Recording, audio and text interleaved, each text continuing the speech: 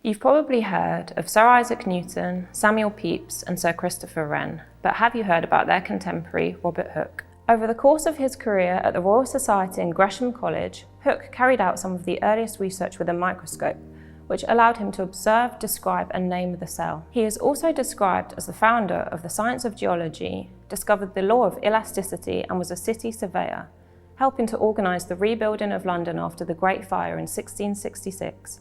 To learn more about Robert Hooke, I've come to the London Metropolitan Archives, where Tom Fairbrother is going to show me a very special item relating to the scientist. So Tom, what is this book that you have here and how does it relate to Robert Hooke? So this is Robert Hooke's diary. He started this diary when he was about 37 years old, which is in 1672. And it charts his comings and goings, some of his reflections, some of his arguments, some of his self-medication, some of his important meetings when he was in a very productive phase of his life. So we hear about meetings with Christopher Wren, we hear about meetings and even feuds with Newton, all manner of things like that. It's a diary, of course, but maybe slightly different from what we think of as a diary today. It's sometimes more formally called a memorandum book, so it's quite factual. Met this person, this date, did this, that date. We don't hear long paragraphs of exposition about his innermost thoughts or feelings or anything like that. And quite interestingly, it's quite hard to work with. The handwriting isn't great. He's writing for himself. There's abbreviations used, there's little codes and ciphers used as well. There's diagrams that are in the diary, which some we can work out what they mean, others are a lot harder to understand the context of. That's amazing. So what kinds of things does Robert talk about in his diary? So he covers all different aspects really. So one theme that comes out is his health.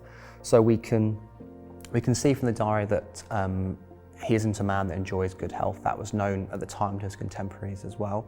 And one, I think, particularly interesting aspect of that is we see him engaging in various forms of self-medication and even self-experimentation, which perhaps is slightly incongruous with this image of him as that generation of first scientists. So some of the attempted cures he's using, my understanding is, wouldn't have been the science of the day, and they're certainly not the science of today. So for example, we can see about here, and we have to contend with the slightly tricky handwriting and presentation, but on 31st of May, took child vomit.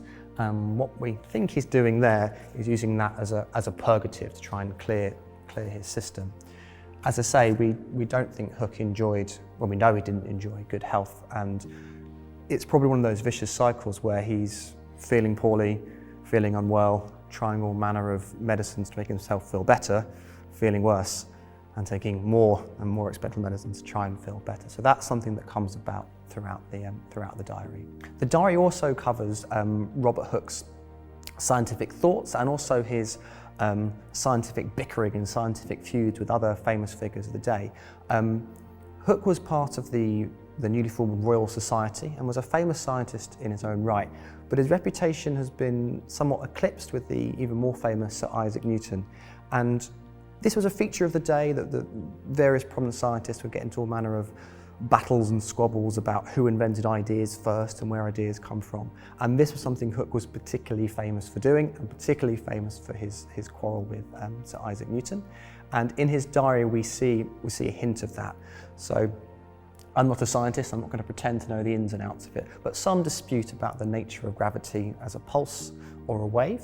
The idea was that Hooke suggested something to Newton that Newton then wrote up into a fully formed theory, and Hooke never really forgave him for that. He thought that he pinched his idea. The truth is probably a little bit more complicated and subtle than that, but that was certainly Hooke's perception of things. And when we come to the diary, we can actually see, again, contending with the handwriting, we see a mention of Newton. We see him bringing Wren into the discussion as well. He's basically talking his idea through Wren. My understanding is saying, this is what Newton says, this is what I says, and there's a dispute about whether gravity is a pulse or a wave, and there's a little bit of a diagram which seems to suggest that. We see some diagonal lines here, and we see some wavy lines as well there, so you can see sort of playing these ideas out in his diary and recording it for himself. So as well as being a scientist engaged in various sort of theoretical and abstract matters, what's interesting about the life of Robert Hooke, and like many of his contemporaries as well, is they're also involved in very on-the-ground practical things, where applications of their science.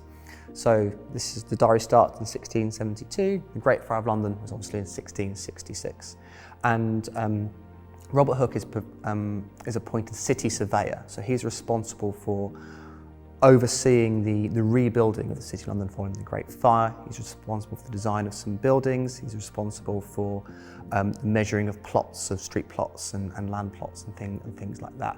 He had a reputation for being scrupulously fair in these matters. We also know that his grasp of science and his really skill in building things fed into some of the monuments that came out of the rebuilding of the Great Fire as well. So he worked closely with Sir Christopher Wren.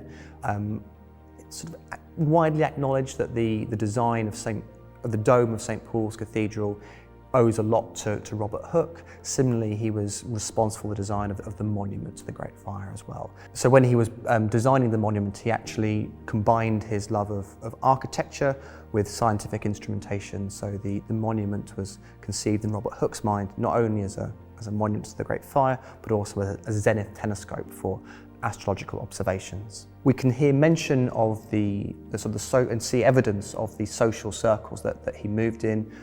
Famous Christopher Wren, that's mentioned on this page of the diary here, that he met with Christopher Wren to discuss St Paul's, and this was the time of the heyday of the coffee house culture. So throughout the diary we see mention of around 150 coffee houses that he would frequent. This was both social and business and networking and pleasure. They were very much part of the sort of social milieu of Restoration London.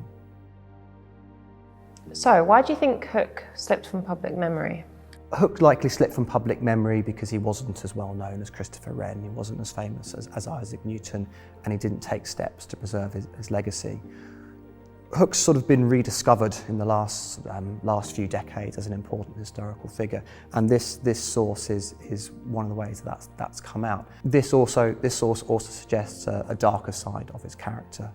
So we talked about how Hooke uses the diary to record aspects of his health, and that's recorded in symbols. So we see a Pisces symbol to record when he has sex or has an orgasm, and this implies that he has sex with his servants and, troublingly, with his niece as well, likely from the age of about 16. So that's something that we need to obviously be aware of when we're reconsidering Robert Hooke's legacy. And as we heard as well, he was a socially awkward man. He didn't take some of the steps that perhaps we might say a more sophisticated operator might have taken to preserve his legacy.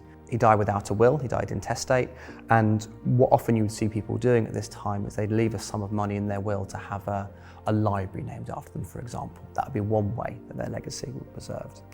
He didn't have any children in wedlock to preserve his legacy. A big contrast with the way that Christopher Wren's legacy, for example, was preserved. Also, we've touched upon him being a man of many abilities and talents and interests. He never likely mastered one of these to a level where he was the top figure in his field, if you like. So that influences it as well. And ironically, perhaps, considering we're sitting here looking at his diary, he never finished his autobiography, so he was never able to put his spin on things, his spin on his legacy. There's also suggestions, and this might be one of those stories that grows a bit in the telling, that his feud or this tension with Newton meant that Newton took steps to sort of actively quash Hooke's legacy. So Newton has a position of influence in the Royal Society immediately following Hooke's death.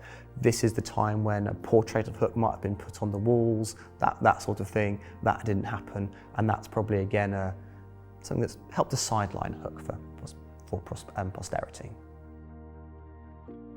So if viewers want to learn more about Hooke, what do you recommend they come and see? Well, the first place to start is probably the diary itself. So although this physical copy is kept very safely in one of our strong rooms, it is available online. So if you search for London Metropolitan Archives, or there'll be a link in the description, you can see this diary using an online viewer, so that's a good place to start. If you're interested in his work rebuilding the City of London, a website called London Picture Archive is a good place to go. There's plans of the city, pictures of St Paul's, the monument, and many other nice things as well.